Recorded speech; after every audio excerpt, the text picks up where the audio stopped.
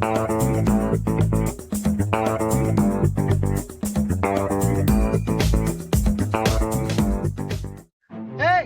છે તું અને આ છોકરીની પાછળ કેમ પડ્યો છે? એ મારો શિકાર છે, તું મને સોંપી દે અને તું તારું કામ કર. કોણ કોનો શિકાર છે એ તો હમણાં ખબર પડી જશે.